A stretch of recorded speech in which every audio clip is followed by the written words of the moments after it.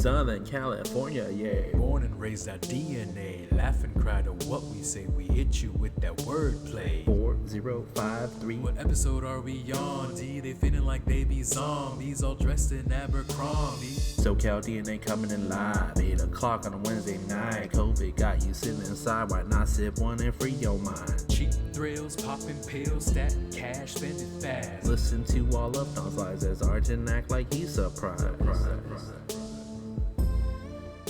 And we are back. This is SoCal DNA featuring the D and the A. And we got some tremendous news, breaking news rather, for the LA Lakers. And Don, why don't you go ahead and lead us off, man? Tell us what the Lakers did recently.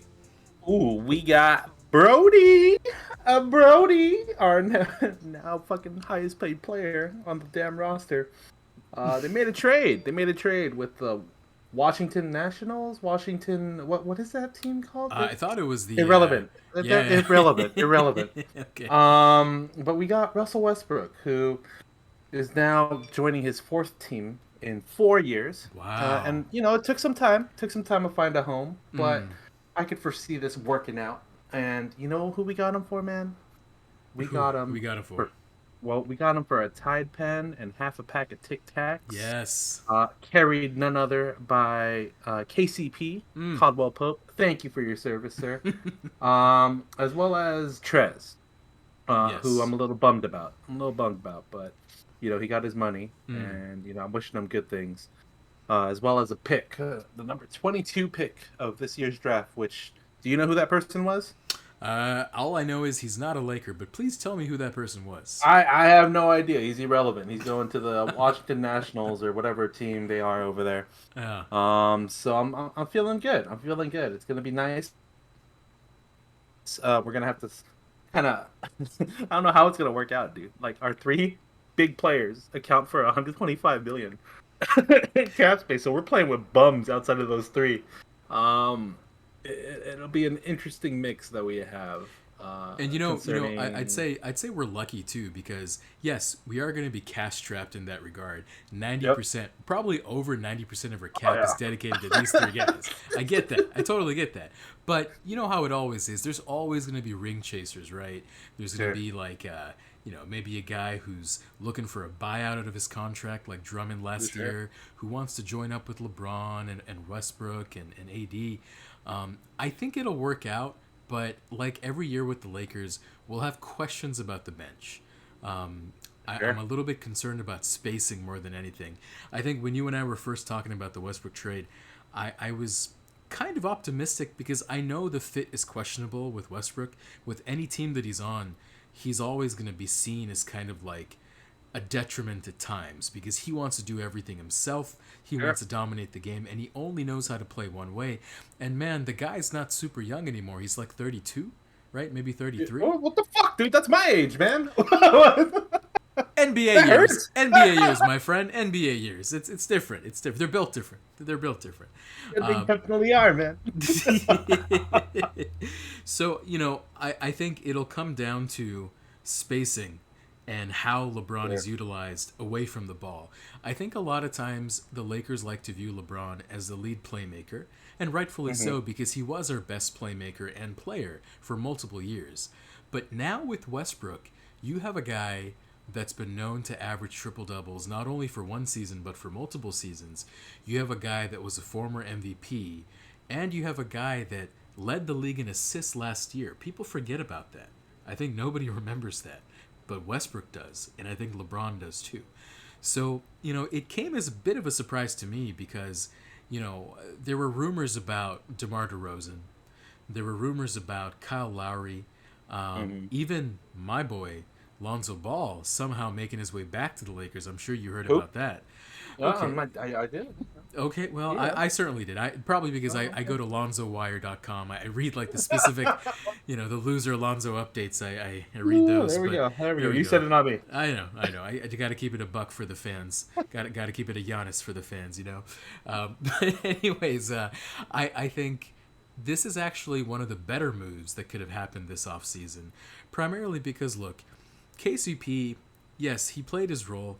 At times he stepped up. he hit some threes, he played some stellar defense in those finals, but Sure. ultimately, he's not a long-term solution, and he's not really that impressive.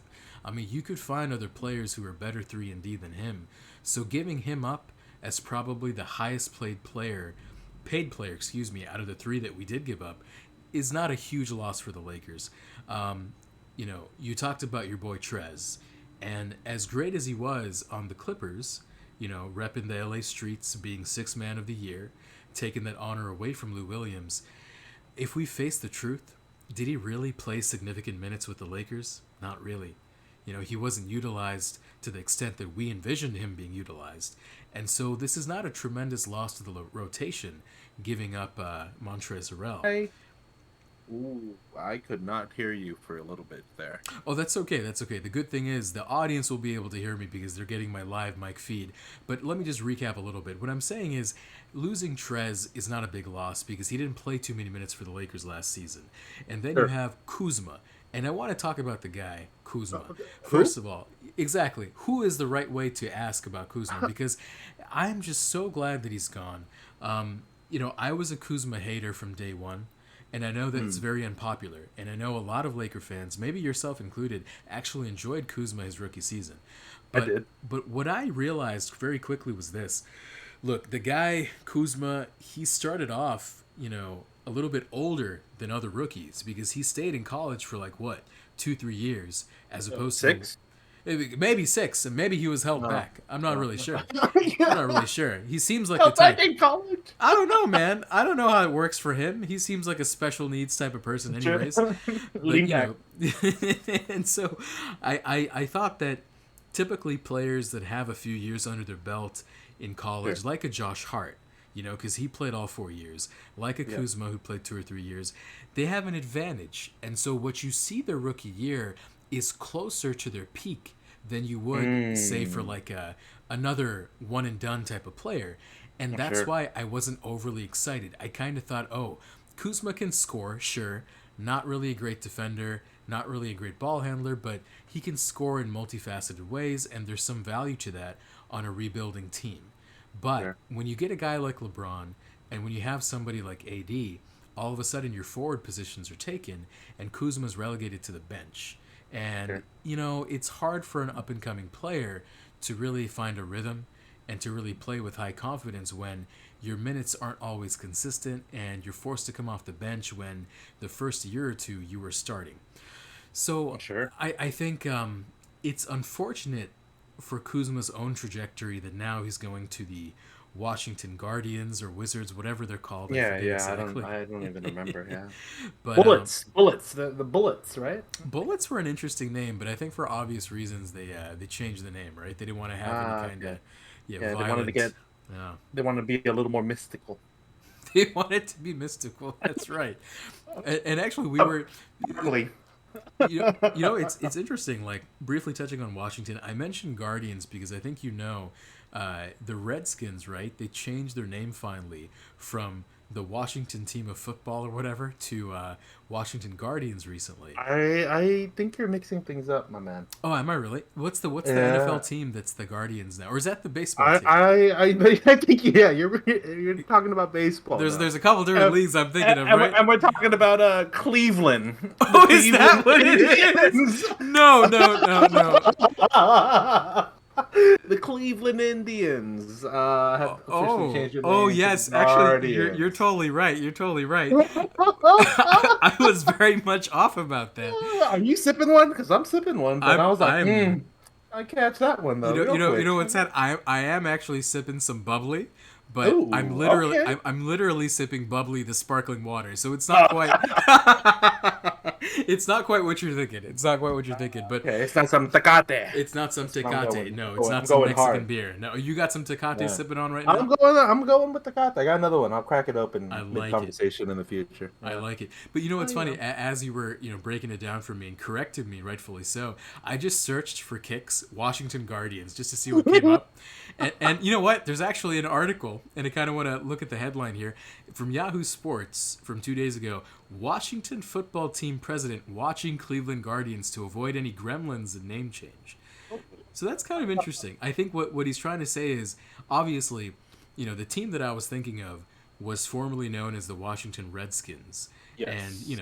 given the significance and the history of that name, it's rightful that in this PC culture, in this PC era that we're in, they should change the name to something else. But instead of committing to a new name, I believe what they did was temporarily change to, quote unquote, Washington Football Team, which is a very weird way to describe the team. But let me ask you this, man. I haven't been to Washington before. Maybe you have, to the state of Washington. What would be a good name for that football team? Let me see. The rioters. What did we call the people that stormed the Capitol? Oh.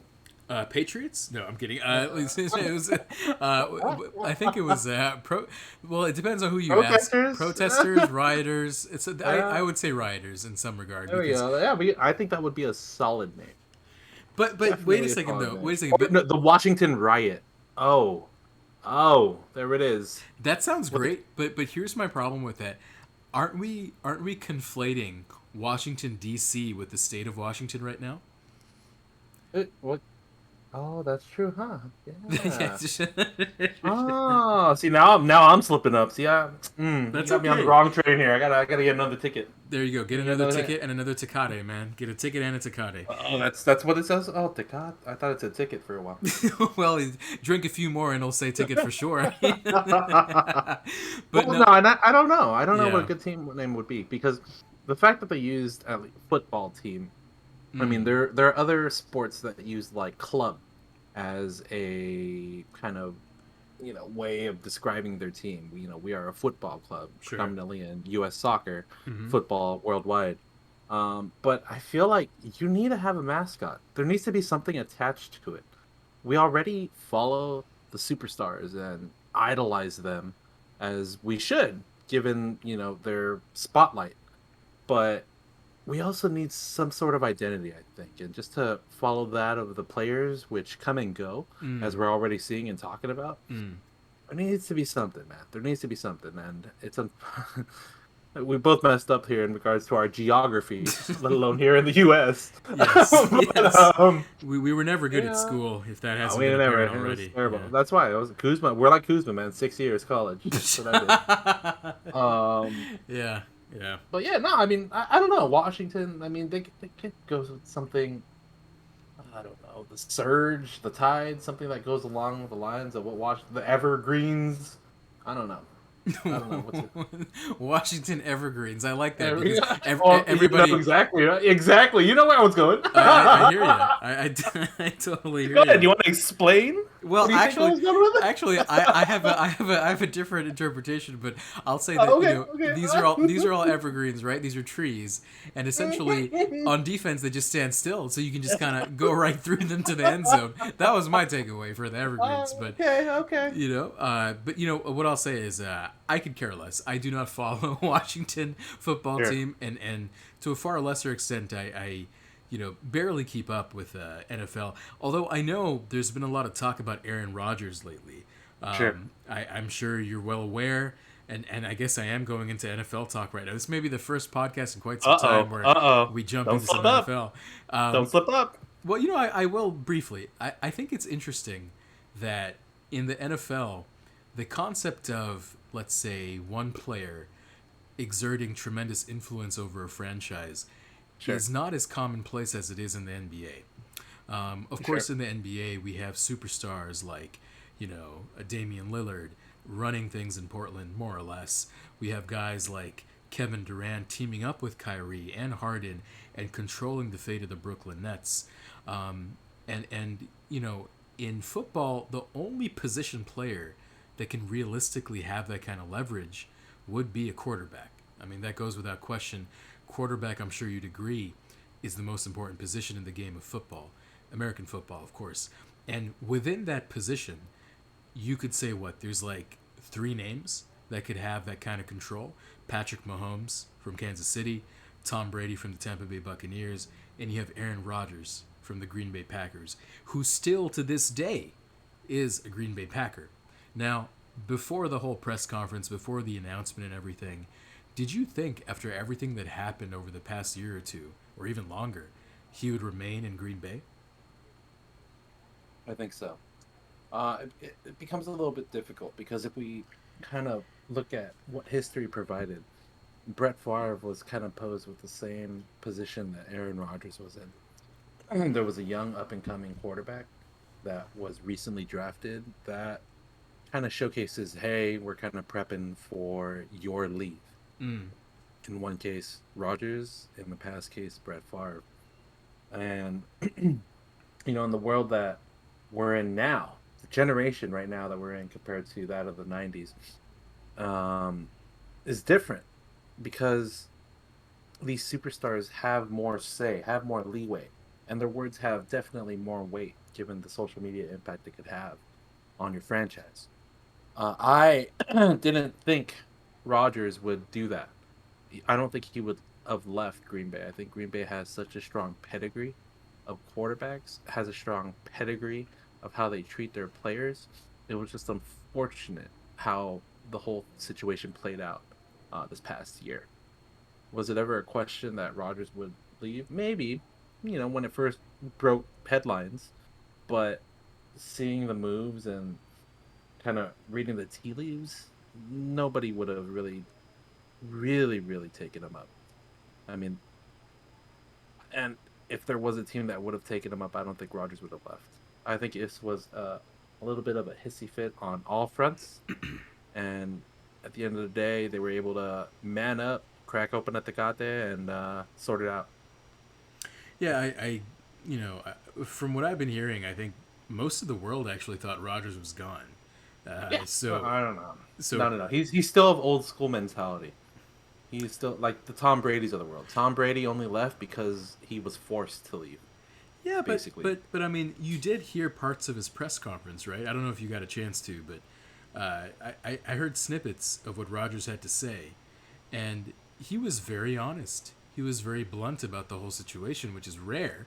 I mean, you and I both know after listening to years of sports, players when they're interviewed while they're still on the team, whether it's on the podium or some kind of like special interview, they never really reveal anything super interesting. It's Well, especially more, Beast Mode himself. Just no comment. yeah, No comment. Marshawn Lynch, man. Oh, I'm only here so I don't get fined. yeah. I mean Only here so I don't that's a get fined. famous one. And speaking of Marshawn Lynch, he was actually on First Take not too long ago. I think earlier this week, and Hell yeah. it was kind of interesting because when you interview Marshawn Lynch, you're not playing by the usual rules for interviews. Like he'll Yeah. just say things, and he may even curse on live television. And you know what happened? He actually did. He said like blah blah blah some shit, and then he just finished a sentence. And then Max Kellerman's like, "It's a family show." And then you know what Marshawn said? Marshawn is like, "Well, I'm a family man." I was like, I was like, wow, that's a great response. That was a great response. And of course, they kept it professional, kept it moving. But yeah, man, I mean, you always got these characters who, on camera, they may act a little bit differently than when they're playing on the court. And speaking of which, there has been one very, very famous basketball player who has Oh, had quite a bit of screen time recently. oh, oh, And I think you know who I'm about to talk about here. We're, oh. we're talking about, of course, LeBron James. King James, The goat. the GOAT, as some would describe him to be. He has finally released the movie that has been hotly anticipated in NBA circles and outside of Yep. the NBA in general, Space Jam 2, A New Legacy.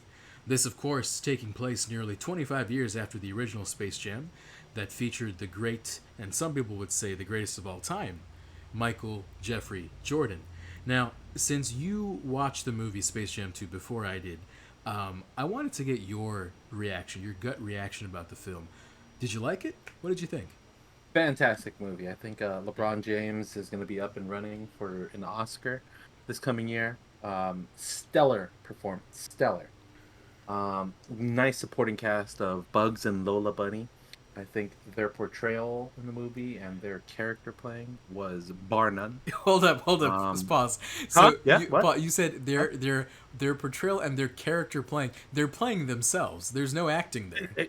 Oh, well, I mean, they don't play basketball in the Looney Tune world, so they had to play basketball. The, this is the acting part of it, man. Like they were able to showcase that they could actually ball out and hoop. But hey, I mean, 25 years ago they played basketball, right? Hey, well, they were great actors back then too, man. I'm just saying how they didn't get the Oscar then for a supporting role. I don't know. They better not be cheated out this year too. Yeah. But in all seriousness, I think the Space Jam 2 movie was great Mm-hmm. for what it was. If you came in with high anticipations of thinking it was going to be what was children watching Michael Jordan in the original Space Jam, I think you came in with the wrong take or the wrong mindset. For it being a kid movie that is family friendly, I think they caught up to the times. They futurized what the original Space Jam was, and it was entertaining. I think it was a little slow in the beginning to kind of build the story for whatever the reason they had to build the story. But halfway through, and once the ground was under him and he started running with it, it became a entertaining movie, I think. And would I watch it again? Maybe. Would I spend money to watch it again? Probably not. Mm. Probably not. Mm. Very likely not. 99.9% not. Mm. Mm. Um, but for what it was, I thought it was a good movie. For Yeah. what it was. No, yeah, and might I say you did a phenomenal job of not revealing anything about the film, because granted, Oh, I wasn't supposed to about Michael Jordan being in the movie? well, we Or don't want to give away too many no? secrets, but Not about no? well, I'm going to be taking a slightly different take on this. I'm going to actually get into the plot a little bit and talk about Okay. some So of the you're things gonna that talk happened. about Damian Lillard in there and Anthony Davis and all those guys, all those cats? I will be talking about that. Oh, So okay, and okay. let me first start off from the top. I agree with a lot of your sentiments. I think this movie is above and beyond a kids movie. It's meant for the family essentially. It's meant for the whole family to come together to enjoy uh, a cartoon slash live action slash CGI type of film, and the way that they did it and tied a different thematic element in it, the relationship between the father and the son, which wasn't really explored that heavily in the first Space Jam. I like Sure. the touch that they added here because, in the back of my mind, I was thinking, oh, this is kind of like LeBron in some dimension, realizing his goal, his lifelong dream to play basketball in the NBA with his son, right? I think Hmm. that's something that LeBron had broadcasted before, that, he wants to at least go until the year his eldest son, I forget if his name is Bronny, might be Bronny, he's eligible to be drafted and either play with him on the same team or play against him. And there were parallels to that in this movie because, LeBron's family in this case was all played by actors. They had professional child actors and You got me. Oh, I was in full belief, man, with all that acting. That was not his family? that was not his family, my friend. Oh That was my god. yeah, all pretend, all make It's so good. believe. Oh, don't say that. Don't say that. But I will say that out of all the actors in the film, I got to give a big shout out to Don Cheadle. Don Cheadle, in some respects, he carried the film. I mean, he's one of the best actors in our time. Well, he is a Um, war machine, he is. He is a war machine, and he was in Hotel Rwanda. He was in several big films that won awards, and he probably won some awards too. I haven't kept up with his career too closely, but he's a very established actor. Maybe not on the same plane as a Denzel Washington in my eyes, but close, or definitely LeBron close. James. Well, LeBron James was in a train wreck, and perhaps he might have got a few nominations for that. I don't know. I don't know. Haven't really watched the film, but I'll say this was a different experience. This was very much modernized. Yep. There was a lot of you know technology and influence of social media and just the whole idea of streaming and video games and all the different things that kids are Yes. into. Yeah, Yes. and, It was a yeah. refreshing. It was a nice refresh of today's generation and what we encounter. Mm. I think as kids when we were first watched first Space Jam, what it was in the 90s, 96, right? 96, yeah. Looney Tunes was very prominent I Oh mean, you yeah. would find that WB was prominent.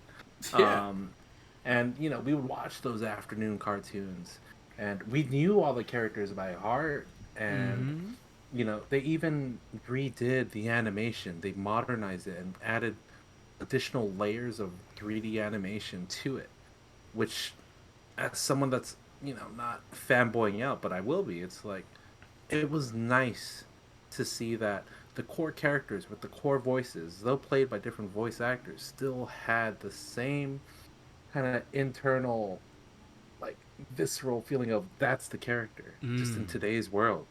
Like, Mm. that's Bugs for sure. Like, Bugs was and is the alpha, and that was fully portrayed in such a beautiful way.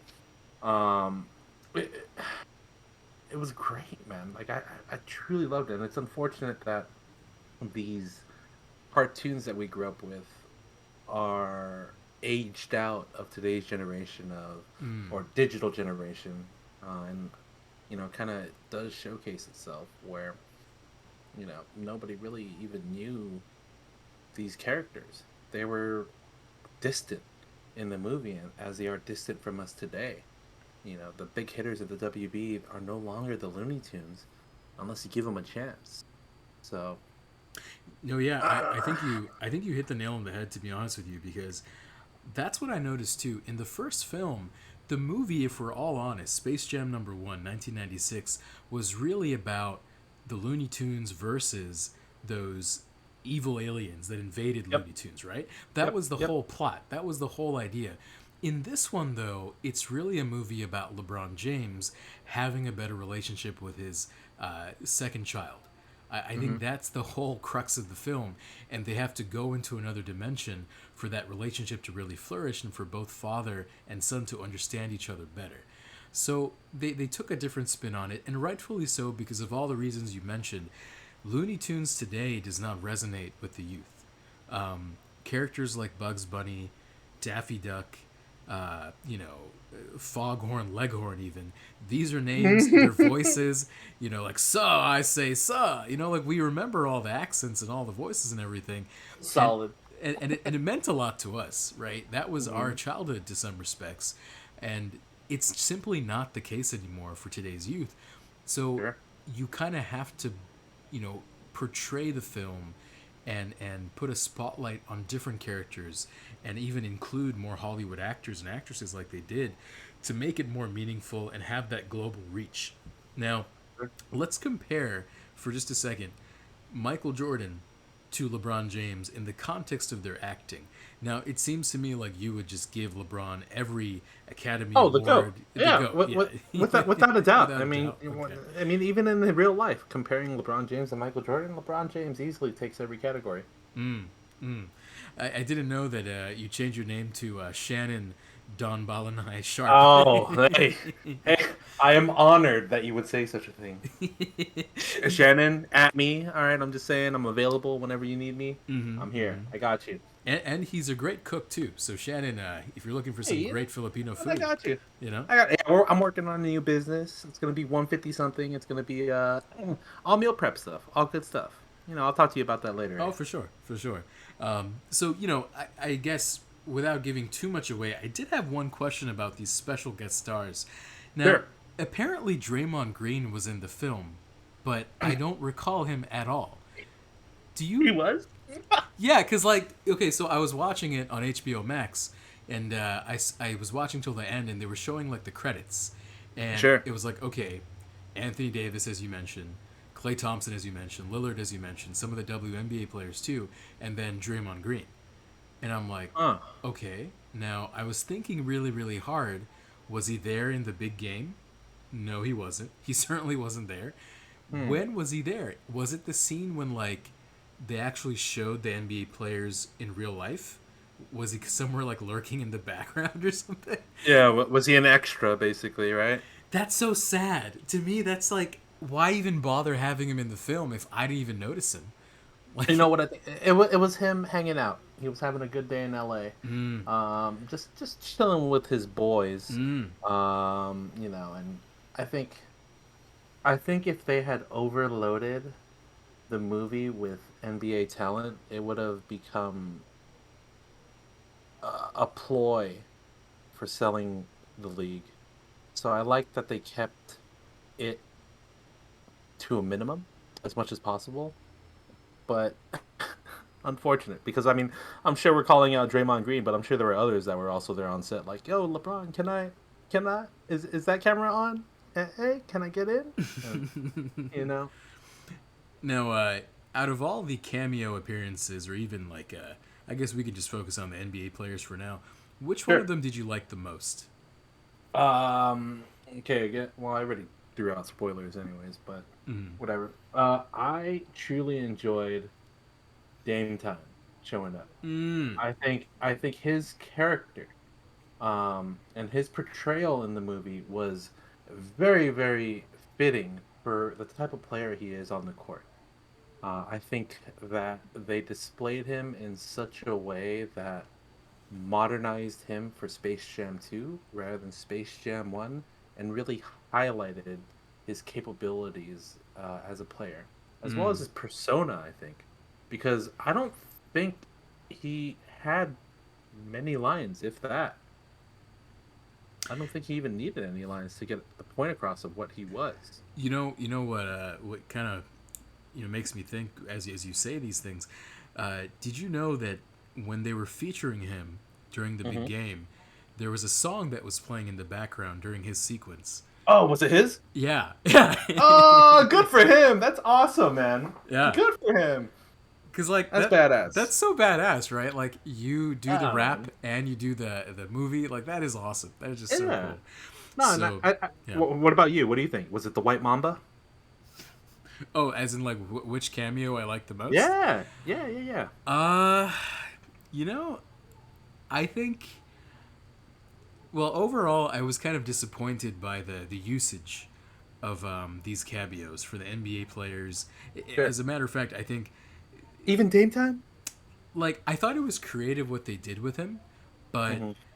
I just wanted to see more of them in real life. To be honest with you, Sure, sure, sure, sure. um, Fair. That's fair. yeah, because for me, like I remember, because I watched Space Jam #1 a week before I watched Space Jam 2, just to kind of remember what it was all about. Sure. And back then when I watched it as a kid, like back when I was like 6 years old or something, I never really knew who Charles Barkley was. Like I didn't know Patrick Ewing, I didn't know Muggsy Yeah. Bogues and, Sure, and sure, and sure. Sean Bradley and all these dudes, but we all know Charles Barkley now for sure. Yeah. So to see Yeah. him on the big screen like that was a little bit like surreal for me. Like, wow, Barkley used to ball. Barkley was actually Yeah. one of the Yeah. best. Yeah. He was an MVP. Oh, Um, yeah. and they even featured him a little bit. Out of all the NBA cameos they had back then, Yeah. he had Yeah. the most lines. And so I was kind of hoping we would see something similar this time around, Sure, maybe sure. with a Dame Time, maybe with the AD or somebody else. But it was different. The direction they went was very much like It I was mentioned. refreshing though. It was refreshing. I think Yeah. it was a good take on the director to not try to recreate something, but to try to expand what the Space Jam franchise can be. Mm. And it gets me excited for what, 20 years from now, Mm-hmm. 15 years from now, Mm-hmm. what that next one is going to be. Because I'm pretty sure they got their sights on possible Zion possibly taking the helm, but we'll see. We'll see who takes it. Giannis is going to be too old unless they do it in 10 years. So I have a feeling they're gonna reboot it every 5 years now, just to milk it. Yeah. I think it'd be overkill if they do that. It's gonna be like, oh, another one. Like the way that people see Fast and Furious, though I love that shit. Mm-hmm. I would watch that shit whenever I see it on TV on the guide. I'm like, oh, here we go on some obscure Mexican channel. Yeah, hell yeah, I'll watch it in Spanish. I'm all for it. Familia, I'm all Todo about para it. la familia. Yeah, I think every 15 years it'll be nice, refreshing take on whoever controls the league at that point. Mm-hmm. And unfortunately, we can't really stay the same right now. Timing of it is a little late Mm. for LeBron James, but he is still arguably a top 5 player in the NBA. So every 15, I think every 15 is the way to do it. It'll be fun regardless. I think the nostalgia will come back. We'll probably have some cameos of older players. Maybe we'll see. It'll be great fun for the entire family. Now, speaking of you know greatest of all time, I know we talked about LeBron. We talked about Jordan, there's also somebody else in a completely different sport that has been called and referred to as the greatest of all time. Ooh. I'm talking about Simone Biles, Oh, I who, thought you were talking about like Muhammad Ali or something like that. oh, well, he counts as well, my friend. I mean, if we wanted to Ah, have a okay, conversation about okay. boxing, we could always Just talk want to make about sure. him. Just want to make sure. Just want to make sure. But go I ahead. Go I ahead. think Simone. What's going on yes. with Simone? So Simone Biles, recently she had a episode, you could say, during one of her routines where, Oh no. yeah, she had something referred to as the twisties in the air, Hmm. and this was during the routine where she does a vault. She has a running Okay. start. She kind of leaps off of this little pedestal, and there's a Ah, little, that's the ball. Okay. yeah, Okay. there's a little cushion to it, and then in the air, I think she just got disoriented, and Hmm. she didn't land gracefully. And I think it Sure. happened once during the practice run and once during her actual run that counted for the heat or for the Ah. Okay. competition. And then afterward, she was talking with her coaches and her teammates, and then she made the very difficult decision to say, you know what, guys, I just don't have it right now. I don't feel like I'm capable of doing this at the moment. And she respectfully decided to withdraw herself from the day's competition, as well as some competitions following that in the coming days, including today. So it kind of brought to light this greater conversation about, do we as a society respect athletes' mental health? And for the most part, let me just kind of paint the picture. I think 90% of the people, 90% of the feedback was supportive of Simone Biles' decision, because when you're in that kind of pressure packed situation and you're already branded the GOAT, right? You're pretty much the queen of Team USA gymnastics, maybe the face of the Olympics for the USA in general. I think it's a tremendous amount of pressure for anyone to carry. And I would say, rightfully so, a lot of former athletes, former Olympians, gymnasts, or even people from other professions, other walks of life, they all kind of came out in social media or TV interviews expressing their support for Simone Biles and saying that it's courageous, it's very brave to do this in front of all the critics and the negative Nancy's out there. And at the same time, there are these people who say, well, you know, sports aren't meant to be easy. Sports Mm-hmm. aren't always just physical. Sometimes you are dealing with a lot of pressure, both internal pressure that you put upon yourself, external from the media, from the fans, from your competitors, and everything is just going against you, and you have to find a way to rise above the occasion Mm. and break through. And Mm. this led to even greater opinions, greater conversations. So I wanted to bring it to the best debate arena possible, which of course is SoCal DNA podcast What? coming at you live. Arena.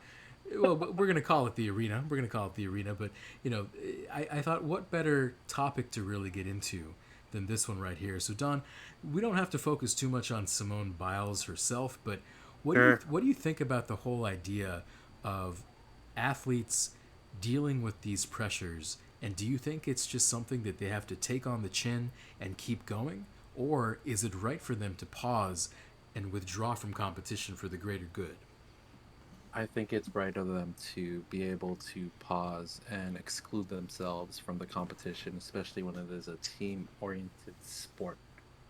Just Googling around a little bit, I'm not too well versed on the whole subject matter when it comes to what happened with Team USA in the gymnastics this year. But to me, when it comes to any sport, especially when it's team-oriented, even if it's solo, most of the sport is going to be mental. You're always playing a chess match whenever you're out there on the floor and competing, whether it is for yourself or with yourself or against others. And if your team success is contingent on you kind of doing what you're supposed to do, if you can't do it mentally, then you've already lost the battle. So I think that what Simone did in excluding herself was for the betterment of the team. If she wasn't able to give her give the team 100%, don't go out there in the first place. So her instead of faking it before she makes it, because she already made it. She's already the GOAT of what 2016 or the prior Olympics. Mm-hmm. Um, for her to know that she's not that girl right now, for whatever reason, And the pressure of trying to figure out what the hell is going on in the next 30 minutes before she has to go up again is next to impossible, even with athletes. This is a subject matter that we have yet to understand in our scientific world. How are we expecting athletes to just put this aside? It's unfair for all those shit talkers to be like, she should have been out there. She should have just sucked it up and gone through it. If she really is the greatest, she wouldn't have had these issues. Fuck that. Let's see you go and vault then. Let's see you go out there and perform at 100% when you have millions upon millions of people watching you on the biggest stage ever in your damn career, right? Let's go ahead and forecast or broadcast that damn hard ass meeting that you have in your cush ass workspace, and then let's see how you perform in front of everybody. Mm. So to me, it's frustrating that people would talk shit about those that Mm-hmm. obviously may have some mental encumbrances that they shouldn't have or they're not used to having, and it's not their fault. It's pressure that we have yet to understand, and until we understand it and science is able to remedy it, Mm-hmm. you can't blame the people that have it. Otherwise, all these athletes would be at peak performance all the time. So I Hmm. think what she did was fine and dandy. I'm with it. It's a team sport. If I had a teammate like, hey, if the or rather to put myself in that situation, Mm. when I'm too busy and I have too much shit going on, Mm. it's better to exclude myself from the production of the SoCal DNA. It is better for the A to carry the load, carry it across the finish line. We will accept the bronze medal when I'm not there. But when I'm there, I'm going to do my best. But I got to be 100% for us to get the silver. We haven't yet reached gold yet. I think in about 4 years, we might be able to reach that plateau. But for now, it happens. It happens. So let me ask you I this. Let me ask you this. You mentioned one of your major arguments for this was about team sports, right? Sure, You're sure. saying that if you're part of a team and Yeah, you're not in the right mental state, for the benefit of the team, you might as well exclude yourself, let somebody else come in that's in a 100%. better mental state. Okay, 100%. I can understand that perspective, but what if this was a individual sport? Would you still apply the same logic? Absolutely. I mean, Mm. don't exclude yourself. Fucking tough it out. But you, at, in an individual sport, there's going to be those mental handicaps that you have to have, and I think that's included in the expectation of the competition. When it comes to a solo sport, there are no other options. There are no getaways. It's you out there in the court.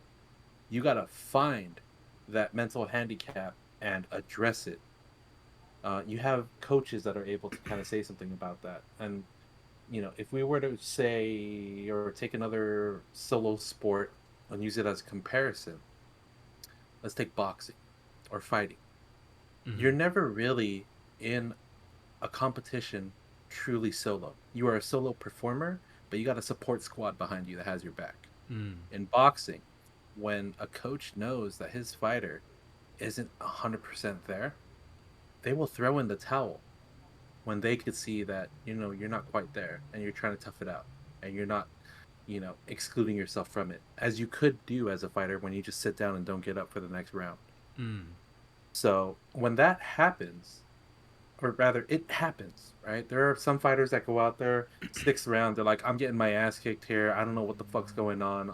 I'm supposed to be making money for everybody, but now some idiot in Montana is going to be making 1,000% of his money based off of, this bum that I'm fighting Mm. or some shit like that. It is up to, or it is fine to call yourself out. If you're not there and not performing at peak performance, I think it's fine. It's a disappointment, sure, but to exclude yourself knowing that you're not giving the show that you're supposed to give or that you are capable of giving, I'm fine with it. Mm. That's a fair perspective. Fair perspective. Um, I think my instant reaction to all of this was You hate support. it. I No, know. no, no, no, I no, know. no, No, no. no, I know Actually, you're a hater. You're like, get out there, tumble for me. Something like that. No, that wasn't you. No. I don't know what I find more more insulting, the fact that you just say tumble for me in that type of accent, as if that's how I talk. Tecate, sponsored by Tecate. But in any case, I'll give you actually two sides of the coin. My first Sure. real reaction was supportive, because I know this isn't the first major case of mental health awareness for high profile athletes that came about. Sure. I know even before then, Naomi Osaka, famous, probably Tennis. world top 5 women's tennis champion, she exited from Wimbledon as well as a previous competition because she just wasn't in this right mental state. She didn't want to deal with the questions, the scrutiny, the press, the media, whatever have you be. And that was shocking at times because you just don't see that, right? It's just not common, or at least in the sports era that we kind of grew up in and watching. We never really saw athletes do this on a regular basis. So for athletes to start doing this more frequently now, and you even go back to guys that don't get talked about too much, and maybe you haven't even remembered this, but Kevin Love, he had to excuse himself from certain games with the Cavaliers because he was depressed. He was having anxiety and all these kind of issues, and he was dealing with it in different ways, and ways that maybe his teammates and his coaches couldn't fully understand. And of course, when it's not explained to you directly from the person who's suffering, you speculate. The media speculates, the media scrutinizes, maybe calls him weak, maybe calls him not as good as the old chubby Kevin Love from the Minnesota Timberwolves. All these things happen, and they get compounded, and it actually makes it harder for the athlete to perform later on. So this isn't something that was like brand new to me. I've seen it in some isolated cases, but maybe never to this high profile extent as Naomi Osaka and Simone Biles right now. And I guess I would ask myself the question, how would the world respond if LeBron James did this during an NBA Finals? And I opened that very open-ended question to you, Don, because I don't know if the world would be that supportive. I don't know if it would be everybody kind of coming and sharing stories about, oh yeah, LeBron, I know what it's like. It sucks to miss 4 free throws in a row at the end because you're not thinking properly. I don't think it works the same way for basketball. It doesn't. We set a higher expectation, and again, this is because we are more finely attuned and knowledgeable about the basketball space. You get noticed as or marked as soft, not able to compete, and not as great of a person as you originally thought yourself to be, or that we thought him to be. The thing is, though, it is part of it. If you aren't able to handle the mental load of stardom, then you probably shouldn't even be there. You didn't ask me about with Simone, but we have a new queen of gymnastics, and that is Suni Lee, who is also part of Team USA, which could have also had an effect of why Simone was comfortable in, for depending on how you see it, leaving her team to compete for her. Sometimes it's your time and you're not there mentally, physically. You're not at that prowess that you once were at. And there's nothing wrong with it to exclude yourself from it. Maybe your time has passed. And in the case of if this were to happen to LeBron James, especially right now, given his age in the NBA, according to some people, 32 seems to be old. LeBron is damn fucking an old man now at that point. So I think that, if he were to do that, he would get shit for it. 100%. 100%. Skip would be having the damn best week of his life. Could you imagine? Could you imagine? Like LeBron actually comes out and says, "Yeah, I don't have the clutch gene." Yeah. No, and stuff like that. Like, it happens, and it's one of those things where if we were to take the other side of the coin and you look at Anthony Davis, what happened this postseason, where it wasn't a mental hurdle, it was a physical hurdle.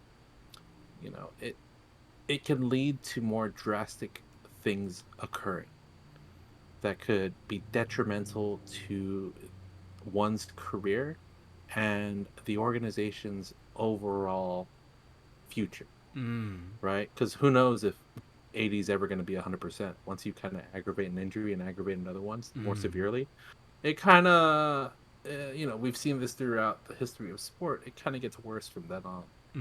So, I'm saying that both mental and physical hurdles have the same impact. We just can't see the mental hurdles that we all that we're talking about right now, and we just need to figure it out. Will we ever be able to figure it out? I don't think so.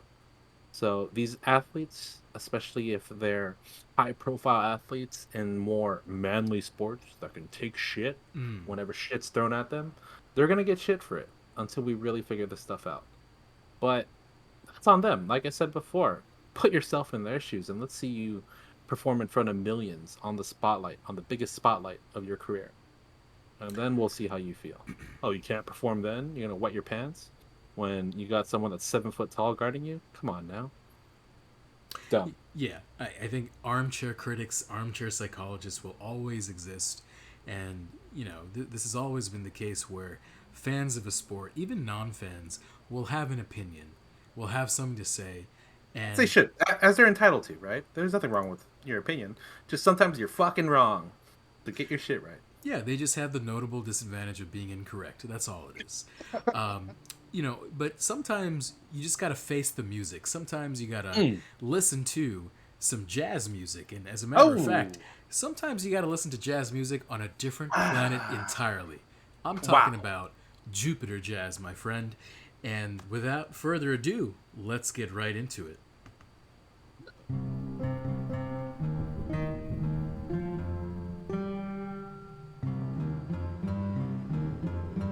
Are we doomed to a cold and heartless future in which computer says yes or computer says no, with the grim finality of an emperor in the arena? Now, I first got to say, I do apologize a little bit last episode. I think fans will remember I very much pressured Don into getting into the Cowboy Bebop segment for episode 11 back then, which was Toys in the Attic. But the whole purpose of that, I'll just reiterate, was to get the ball rolling again. And I'm so glad. I'm so glad that the D has watched not only episodes 12, but also episode 13. And so, I even watched 11. I caught myself up. Oh, you caught yourself up? I caught myself up. Eat your aliens, everyone. Eat your aliens. There you go. That's right. That's the lesson number 5 from the D. Eat your aliens. I like it. So, Don, without further ado, since it's freshest in your mind, tell us... what? Tell us about, and you know this was coming, but tell us about Jupiter Jazz. Oh, so I gotta say, this episode, I'm not gonna give you a synopsis. I'm gonna get straight to the point. Yes.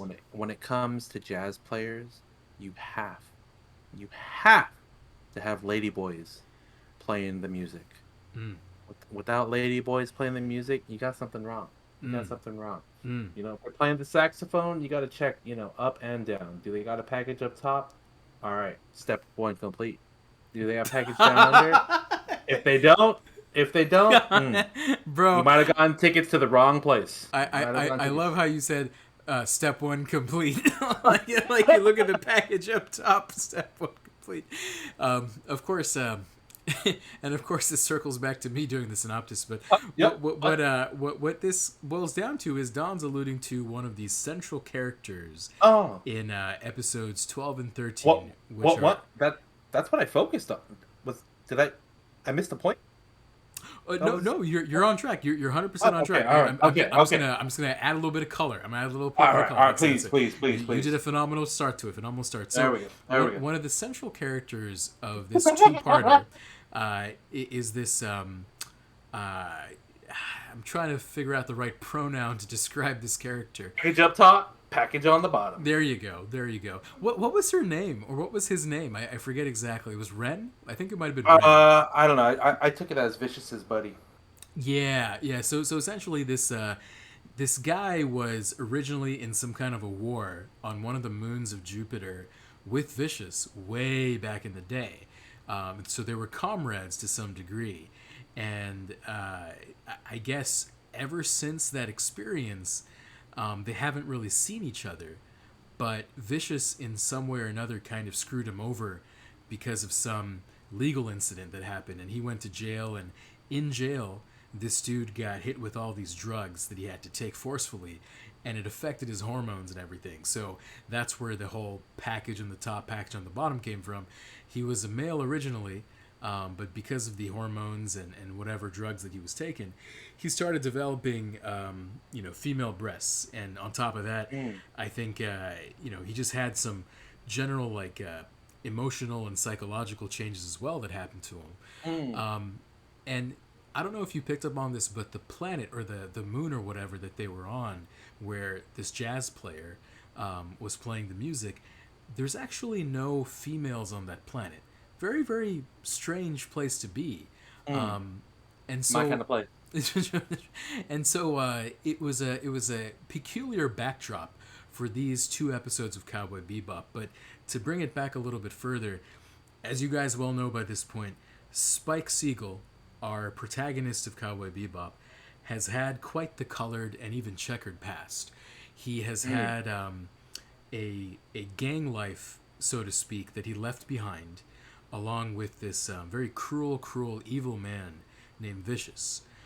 They used to kind of do these criminal activities, whether it was robbing or, just murdering or whatever, together. But they had a huge falling out. Spike left that whole Red Dragon organization. But ever since then, whenever something from his past comes back, he jumps and he becomes completely alerted and wants to resolve the situation or deal with it or find out the truth. And one name in particular beyond Vicious that really triggers him is Julia. Julia is this blonde-headed woman who has some kind of a hold on Spike Spiegel. It's not entirely clear what their relationship was back in the day, whether she was a lover or some kind of a friend or what, but clearly this is the most important woman in Spike's life, and by the mere mention of her name, he's compelled to go looking for her in this planet of Calypso, which is completely uninhabited by females in general. A lot of things go down here in this planet, and Don mentioned the character in question, who's a bit of a ladyboy, but I just wanted to get your thoughts, Don, on what this reveals about Faye. Spike, of course, is kind of the focus most of the time, but Faye was there on the planet to begin with. She had robbed the Cowboy Bebop crew and abandoned them with almost nothing in the air. It was super hot inside the Bebop ship because she took all the antifreeze. And so, why do you think, number one, Faye did that to the crew? And what do you think Faye is trying to accomplish in life right now?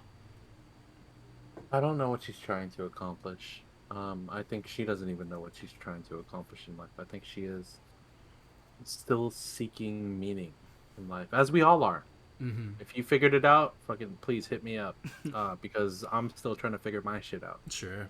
But I think Faye is a bit more reckless than most of us by not caring too much about the well-being of those, in her path, wherever they may come from. I think it was a call for attention in a way that she knows best. She didn't know what she was doing. She was trying to put herself in a position of need to kind of force a reason to manifest itself. But at the same time, she kind of left that olive branch, not even olive branch, I don't know what the right term is, but left that kind of yearning, that unwritten note, so to say, saying, hey, come save me, come get me, I need you guys, something like that. I don't know what the fuck she was doing. She had the life, dude. There was a kid there, fucking Ein was there, food was taken care of, money was taken care of, they were eating alien shit all the time. That's the life, dude. That's the life. It was a life, probably not the life that she envisioned years ago. And I wouldn't say that the money was good. I wouldn't say that the food was necessarily good. Hey, it's better than nothing, right? Which says a lot compared to the rest of the world, and in their case, the whole universe. Yeah, I mean, Cowboy Bebop is far from a utopia. If anything, it's a type of, futuristic dystopia where characters are just trying to find themselves through this weird journey together. I think one thing I'll mention about this episode, and this two-parter actually, You remember at the very beginning, you had the like a bit of a like a Native American tribe. It seemed like there was like an elder chief, and his son. They're watching a star fall from the sky, and the elder chief, the name of the character was Laughing Bull. Laughing Bull explains that, this falling star is a tear of a warrior who has finished his battle on the planet and could not find his way to the Great Spirit. Right after that, in episode 1, you see Vicious again, after many episodes of him not being there, and him talking about what to do next and plotting for some drug deal to happen, some transaction. And then, as you continue through this two-parter and you watch all the way until the end, they replay the scene from the beginning with Laughing Bull and his son watching the star fall from the sky, but now it carries a completely different meaning because it really takes place, this final scene takes place after you see what Spike did, Spike returning to Bebop, and you see that Spike and Vicious are like two sides of the same coin. They are forever tied together, and it's almost like they need each other to some extent to resolve whatever trauma or conflict that they have in their hearts. There's got to be some kind of ultimate showdown that happens. I'm projecting here, I'm just guessing here, between the two of them. Either it'll be so epic that they both of these fallen stars, both of these fallen warriors get extinguished at the same time, or one survives but never becomes the same again, loses half of himself in the process. I think the future trajectory of these two polar opposites almost is very interesting to follow. So I wanted to get your take on that, by the way. Spike, man, have you ever seen a character in real life, in TV or whatever, who's always on the verge of death but finds a way to survive? This man literally got shot in the first episode. You remember that? He was in his puffy jacket on one of the planets or one of the moons, I forget exactly. He got shot pretty much in the chest, and then you see him like a few hours later wake up with a cigarette in his mouth and a bird on his chest. What do you make of that? Why do you think Spike is like, impervious to death?